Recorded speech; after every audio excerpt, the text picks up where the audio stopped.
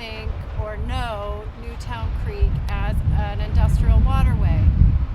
But in fact, Newtown Creek is home to an abundance of plants, birds, marine life, mammals, all kinds of flora and fauna. And so what we're going to do today is just make some observations and use all of our senses to see the flowers, to smell the flowers, and to see what else might be living in and around Newtown Creek. So I'm here in the intertidal zone, but up above mean high tide. So I'm sitting in an area that very rarely gets the salted and brackish water from Newtown Creek flooding these roots here. But that said, the seaside goldenrod and the marsh grasses that are growing here can tolerate salt water. So these are pretty unique plants. They don't need salt water, but they can tolerate it. And as you can see, it's September and the seaside goldenrod is in bloom right now. So we've moved a little further into the nature walk, but we're still looking at seaside goldenrod.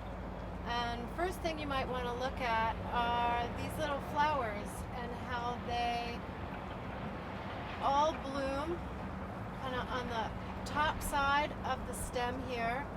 And it's not just one flower, but it's lots of little different flowers. And you can see they have little florets in the middle and lots of little petals around that main disc. And look who is visiting these flowers. So we have a number of bumblebees flying around, and you can even tell the difference between the male and the female bumblebees because the female has a little pollen sac on her legs because she feeds her young with it, and the males don't have that pollen sac because they're not raising any young. So there's the female, and over here is the male. But you also have some other things that are visiting these flowers, including this little green bottle fly over here. Turns out that flies like nectar and pollen too. And so there's something else that's going on here with this plant. And if you look closely, there are all of these little orange spots that are all over these leaves. And those orange spots are a fungus that's called rust. It's not good for the plant, but it's not going to kill the plant. And it's always interesting to see which ones get affected by rust. But what else can we see about this flower? What other observations can we make? The leaves are smooth. They have smooth edges as opposed to this leaf over here, which has all these different ridges on the edge. So these are toothed, or there's even lobed leaves. Can't see where these are. These are lobes. But here on our goldenrod, they're smooth. And so is the big long stem. And then once you get to a certain point, the main stem branches out to all these other stems which have the flowers on it. So maybe you want to take a minute and draw this plant, or draw some of these flowers, or maybe even draw the bumblebee visiting these flowers. Here we are, still on the nature walk. But what I have here is I have, you can call this a weed.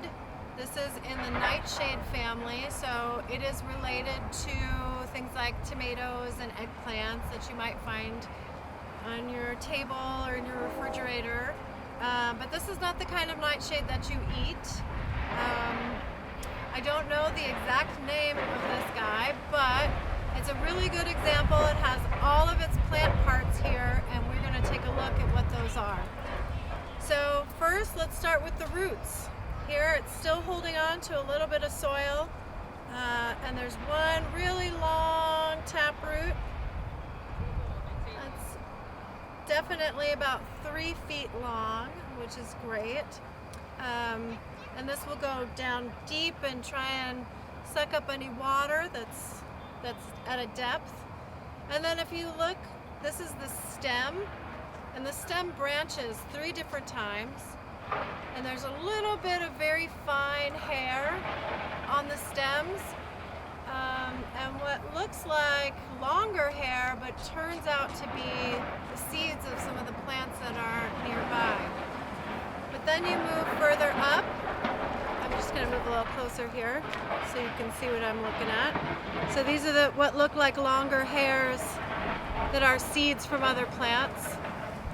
Then we have alternate leaves, and so we go, here's a leaf, here's a leaf, here's a leaf, here's a leaf. Oh my goodness, wait a minute. Are they alternate or are they opposite? Actually, these might actually be opposite leaves. Sometimes it's hard to tell. But yeah, if you look here, you can see these 2 leaves branch out from the same place. And they keep doing that all up and down the stems. And then here you have the flowers, which are little white flowers with small yellow parts in the center. And then here you have the fruit, which this is the unripe fruit. It's in a little cluster there. And then this is the ripe fruit, which is turning a darker color. And if we take off one of those fruits and we open it up, whoops, as it shoots everywhere, we'll see the seeds. And so you have the seeds, the fruit, the flower, the leaves, the stem, and the roots. And those are all the parts of a plant. So far we've made a number of direct observations of different plants and animals. But a lot of the times you don't see the animals that are there, but you still know that they're there. And you know because of some indirect observations that you can make.